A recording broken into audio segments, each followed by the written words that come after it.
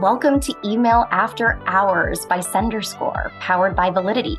We're your hosts. My name is Guy Hansen. And I'm Danielle Gallant, and this is Email After Hours.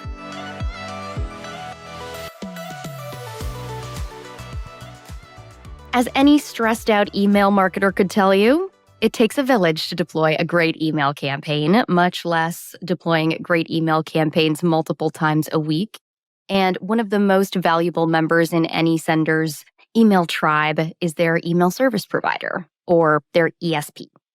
But when issues arise or metrics don't add up, this cozy relationship can feel more like a game of hot potato as the two toss tasks back and forth. And often the question arises, who takes ownership of any given email problem? To save you from future performance hiccups, not to mention some awkward email exchanges or Zoom calls with your ESP, let's try to provide some clarity on who does what on today's episode. We're going to dive deep into the dynamics of this relationship and define really whose hot potato it is. And spoiler alert, sometimes it's neither the ESP or the marketer's job. Sometimes it's a third party, cough, cough.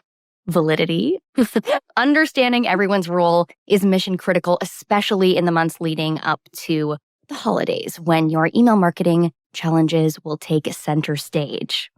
So, joining us today, we've got another very special guest in the form of Tom Corbett, who is now a seasoned pro in the world of email marketing since joining it way back in 2008. And Tom and I have known each other for a large part of that time since. We've definitely sunk a few beers together over the years, although now that Tom's LA-based, I think he gets a load more sunshine than I do. But then again, he's got young kids in his life, so maybe I'll get more sleep than he does.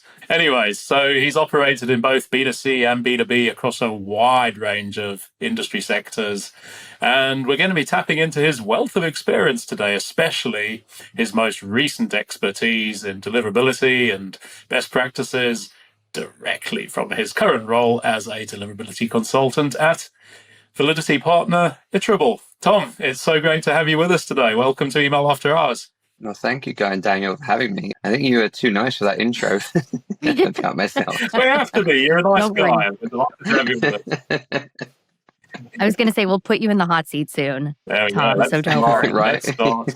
And on that note, I said in the intro, there can be a bit of a hot potato dynamic between ESPs and the senders. And as someone who works with both, right, through client relationships, I see that sometimes this happens when something has gone wrong, when there is a hiccup in the campaign process, especially when that pertains to a deliverability issue. So where do you think this mindset comes from, where it maybe can be pitting one against the other? And what are some areas in particular where this tension can become apparent? Yeah, I think definitely kind of going back, Guy mentioned it's kind of seasoned, but like I know I was very naive when I started off in email, and frontline support when a situation like this happened. I just wanted to help people, like you're new to this role, customers in the challenge, they may be frazzled on the phone. The first thing you want to do is just fix it. Just like my job is to make a customer happy. And maybe I think part of that sets an expectation that an ESP will then just do it all for you. As I've developed in my career and learned more about things, realize that some of those responsibilities, can't be processed by the ESP, especially when it comes around to data acquisition, validation of the sources, especially more so in the UK, right? We've had some experience with GDPR when that rolled out and customers asking a lot of questions. That's something that we can't control. To a point, we can definitely provide expertise and insights, but we don't have the ability to edit someone's CRM system. But again, that comes down to there's so many providers and vendors out there who set different expectations. Some are in that startup phase, so they will take on a lot more responsibilities. There are seasoned, veteran platform pros out there who've been, it's their bread and butter, and they have their processes locked down. They are very aware of what they can and can't do. And again, the other bit is like marketers are new. Some people are graduating straight out of college, first marketing job. They don't have a clue. I definitely think I'm guilty sometimes of just forgetting that people don't know what deliverability is. Some people I don't think really care. I probably could send them to sleep, like my daughter at bedtime. I'm like, hang on, this bedtime story isn't working. I'll just tell you about my job. I'll send you to sleep. Oh man, you remind me of a story. I'm going to sort of deviate from the planned conversation for a second, but you mentioned GDPR, Tom, and when it happened, there was a guy here in the UK who makes a living out of producing and recording audiobooks, and he'll often pick up like contemporary themes. And his specialization is sort of books that help people to fall to sleep. And he recorded an audiobook about GDPR to help people fall asleep, and it's actually one of his biggest sellers.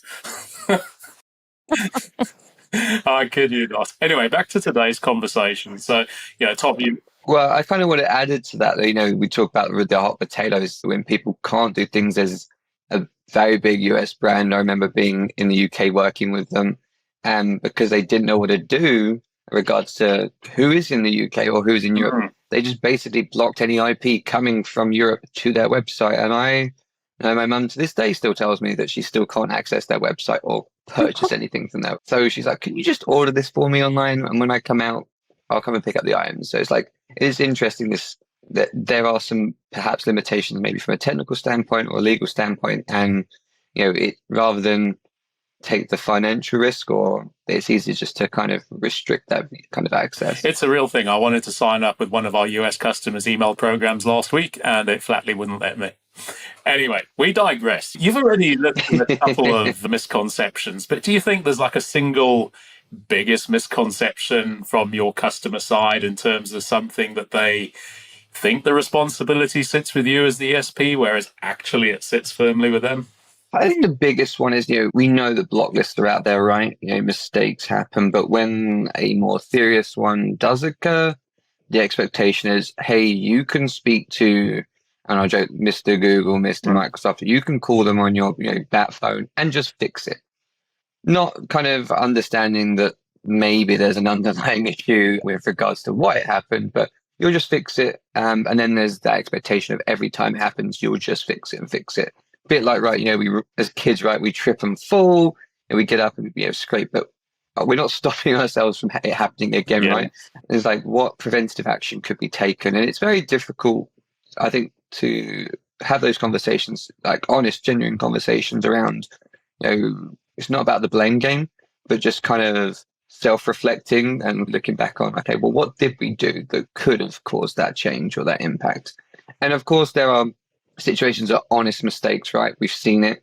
We've definitely seen accidental listings where back-end processes have changed, but I think we're all guilty, right, of pointing finger. We've senders, receivers, it's just easy to, it's not my fault. And I've made marketing mistakes, back in my early days, and I'll put my hand up. Like, I've definitely done it and be as transparent, but it's better to just be that way about things because you're going to have more trust and respect at the end of the day. And this whole concept must have almost certainly led to one or two flashpoints over the years, where your customers pointing their finger going, hey, you were supposed to do it and you didn't. What's the wackiest complaint you've ever had from a customer in that kind of way? Not me directly.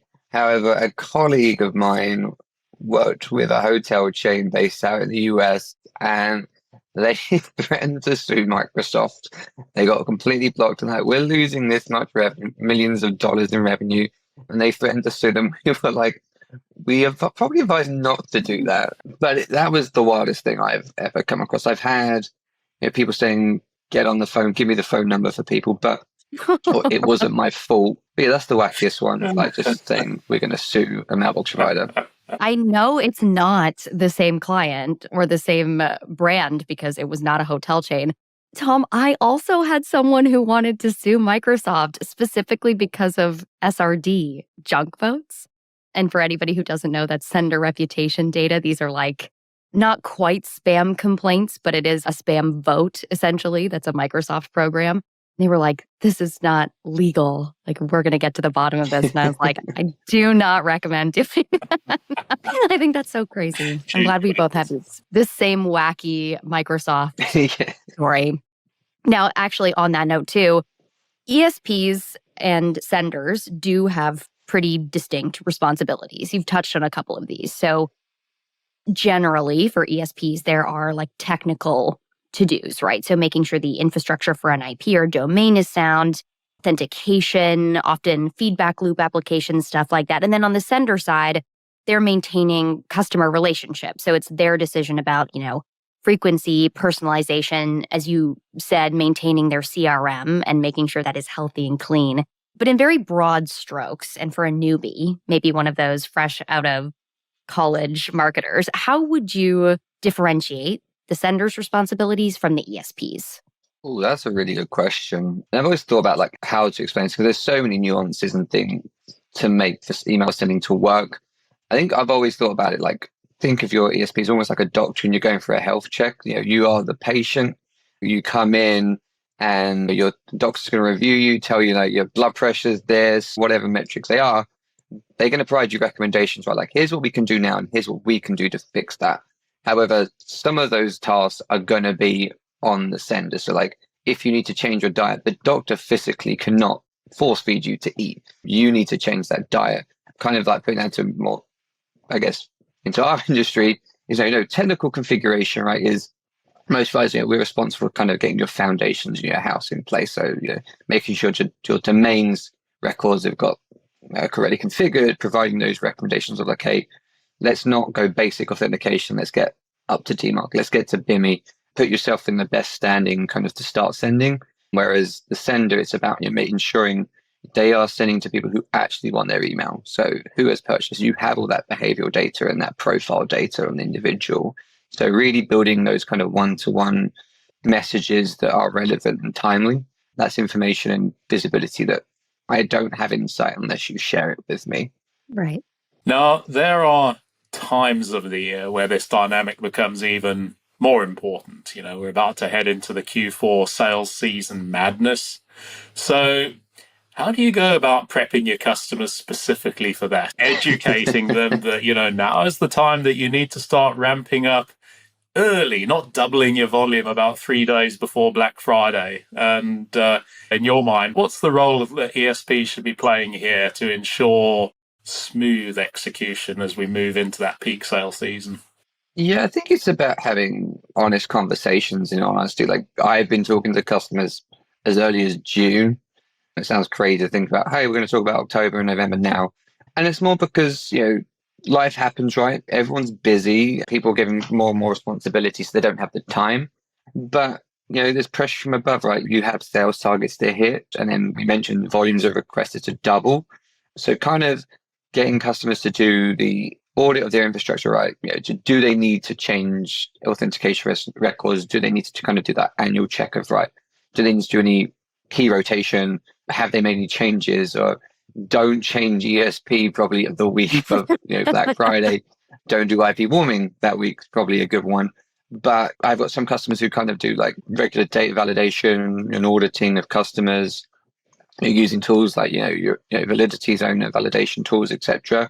But actually sharing their content calendar, giving us visibility of like, hey, what are you planning to send? Is it regards to volume? Is it kind of cadence? Just so we can actually educate on like, okay, well, as a recipient, would we want to receive this? And put yourself in those individual shoes. I have noticed though a lot more terms and conditions emails this year recently, which I know we've talked about the past increasing volume as like I feel like some senders are using that as a soft way of like who's actually still active. That's just my opinion based on some of the emails I've received. Like, why am I getting this terms and condition email mid-August? I'm like, oh, hang on, is it probably because they want to start doing that cleanup? I was like, which is fine. Like, I get it. Smart moves to do. But it was just an unusual approach I'd not seen before.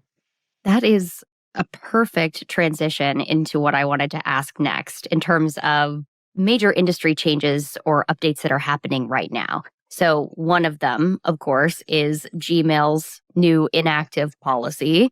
And so for people who are unfamiliar with this, Google announced that starting in December, it was going to be essentially shutting down email addresses that had not been logged into for 2 years or more.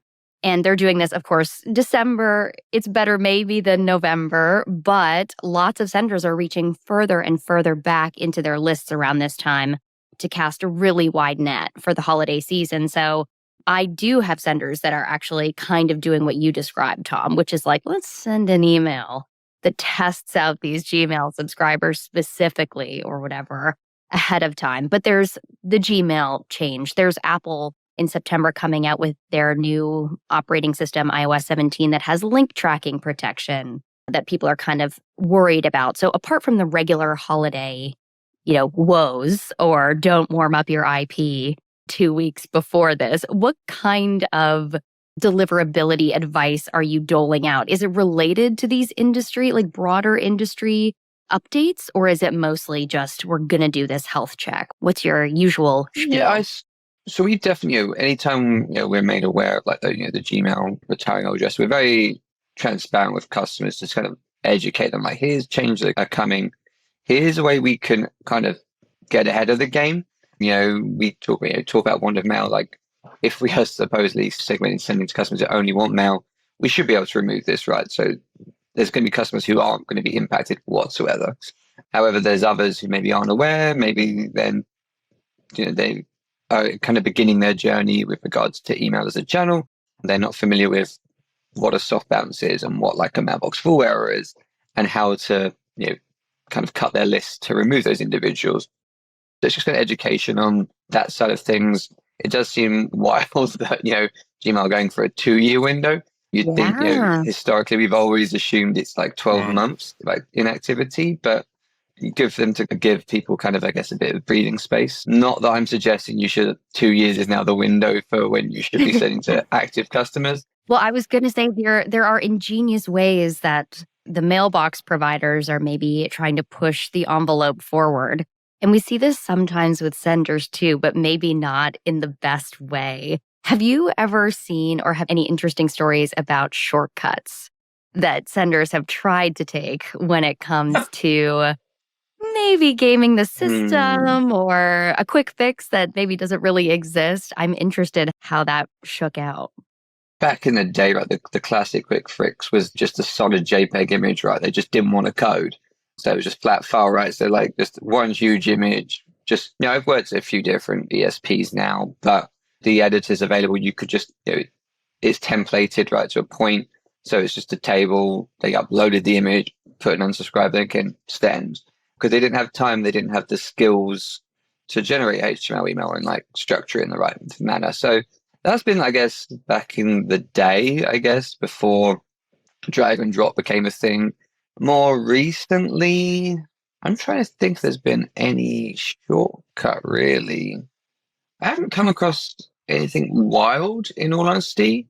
I wouldn't say it's cutting corners or rush, but I think it's just about accessibility. I think that's where corners are cut these days is, we have dark mode on devices, so they cater for just general and they don't use an image preview or test, and they just like, why does my email look ghastly in said mailbox provider? That's one. But they're not accommodating people colorblind or reading. No, that's the key piece, right? You're missing, and then it shows you're not really like actually building relationships with your recipients. I think that's where I feel like people are rushing, is just not building that trust and that kind of two-way relationship with customers to go or really understand them. Yeah, I think there's so much good advice there. Now, I want to revisit sort of a point we were sort of making a couple of questions ago, and I think you were hopefully half joking when you said, sort of the run-up to Black Friday is a pretty bad time to change ESP. I mean, you're right. Hopefully you'll be mad enough to try that. But in your sort of 15 years of experience, do you think there's like a single non-negotiable cast-in-stone principle for both senders and ESPs to adhere to during that Q4 rush? Don't just go and find a list out of a drawer. That's always the one. Hey, we've got this data we found. And we joke, right? But we know this pressure, right? And then, and that terminology could be... We found. Found this data. And it's like, and sometimes there's honest CRM mistakes. I know that happens, right? They, the way the segmentation and files cut, it does accidentally exclude a subpopulace of customers. That happens, right? But don't use this as the opportunity. Let's introduce them right this second, and it's going to triple our send volume. Like, when did that seem like, I understand the opportunity, but is the risk worth the rewards? And then what are the repercussions from then? The amount of work needs to be done. That's the typical one. I think that's right.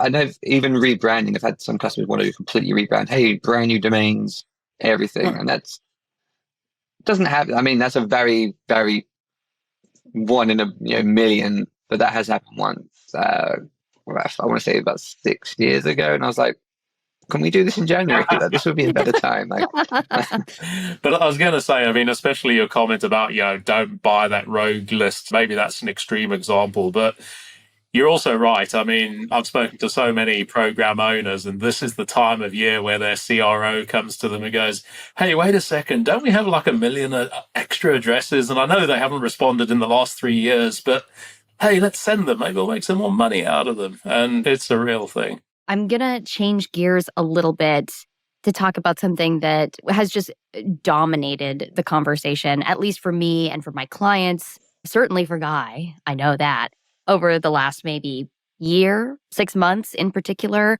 and that's AI. I have senders who are actively, or clients who are actively working to integrate or partner with a vendor to get AI up and running in a tight time frame before that holiday season begins. So, just a broad question on AI and really automation. How do you envision these technologies influencing the sender ESP dynamic?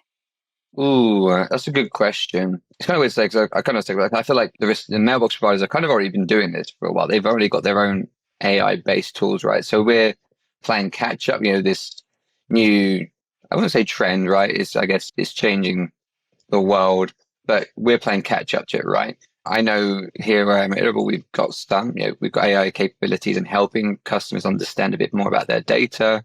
I know there's a lot of different vendors out there helping write copy, but yeah, I think it's exciting, but at the same time concerning.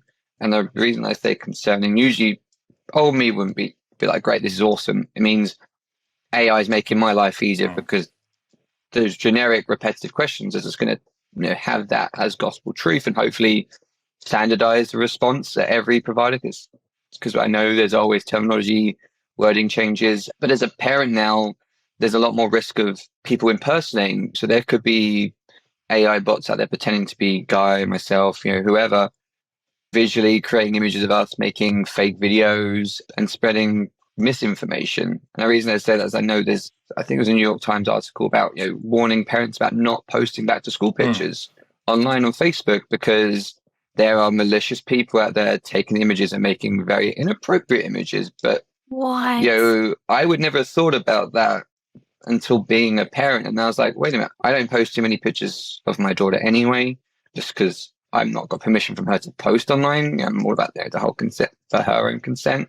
But it made me think, well, how could that then be a potential risk to brands? So I think it's exciting to hopefully help with regards to efficiencies, helping maybe make things a little bit, helping with segmentation, selection, actually building one-to-one messages. But then I think there is, it does need regulating with regards to like, well, how do we ensure that brands aren't impersonating? We've talked, spoofing's been a huge thing. We talk about authentications improving to help prevent it from that piece. But what's to stop AI then impacting brands and using their in tone and voice to make it look really like them? So I think it's going to take a while to know which direction it goes, and are we going to embrace it and it's going to be fully invested in, or are we going to be like, how do we just put some safety rails in place to prevent things from happening? I think you make such a good point about AI-driven impersonation. And another story I've read about recently where it's a big challenge is for the banks, where they're using voice recognition as part of their authentication protocols for telephone banking. And now it's easy to clone voices that completely bypass that. Speaking of emerging trends, you touched on this briefly a few minutes ago, but let's talk some more about BIMI, brand indicators for message identification, because I know it's a bit of a pet topic of yours, and you wrote a great blog post about this recently. For our listeners, check out the Iterable blog. It's well worth a read. But in the context of today's conversation, Tom, it feels like a lot of senders, they've heard of BIMI, they recognize the value, they want to put it in place. But whose responsibility is it when it comes to getting it set up?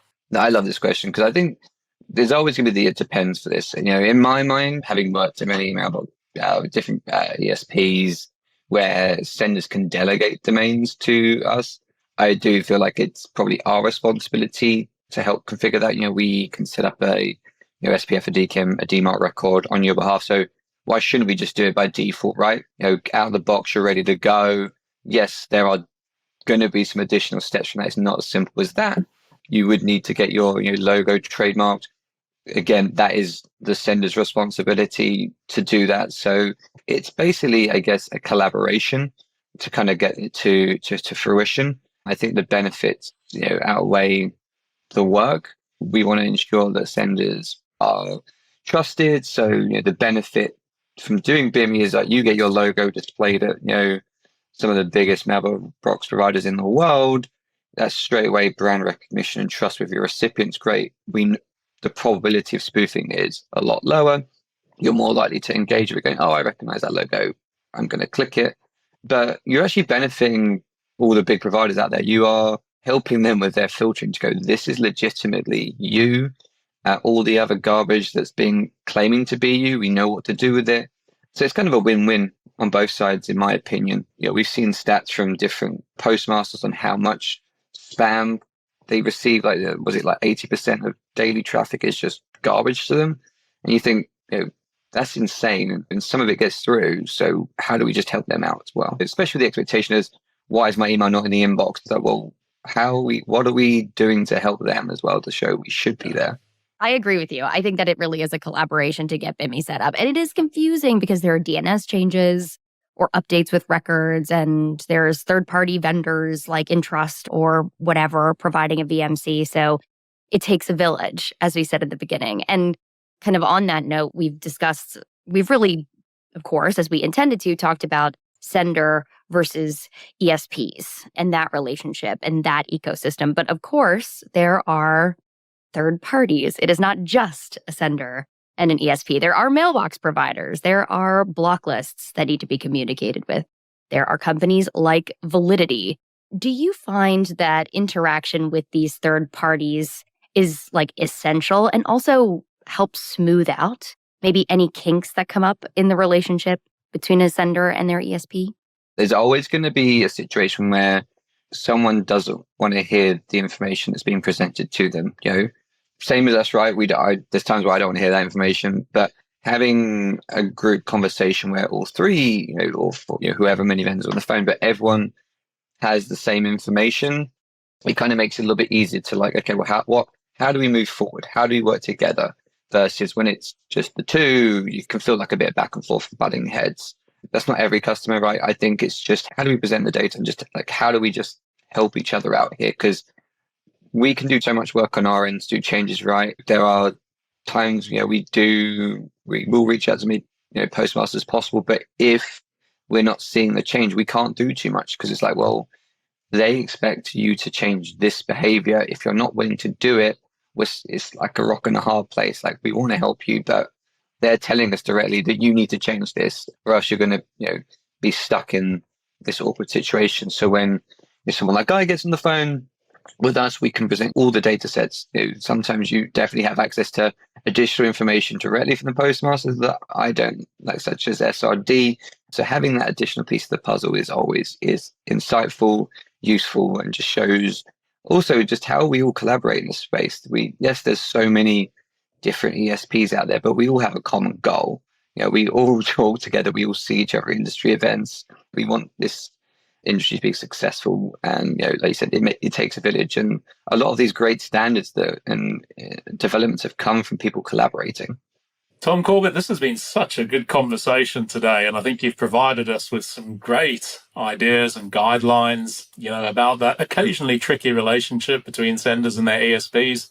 It's been really great listening, and thanks for that. We're going to have to start wrapping up now. We normally finish up with a couple of quick-fire questions, and I think hopefully an easy one for you. You must see a lot of different emails in the course of doing your day job.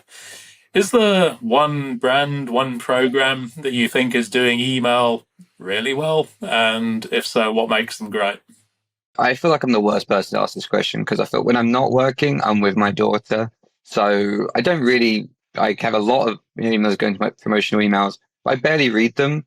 So for me now, it's about what stands out. So recently, I would say Williams Sonoma stood out to me because I am looking to buy a new coffee machine, but because they're using the annotations function to do the carousel images, it is one of the few emails that just stood out. I was like, oh, visually great.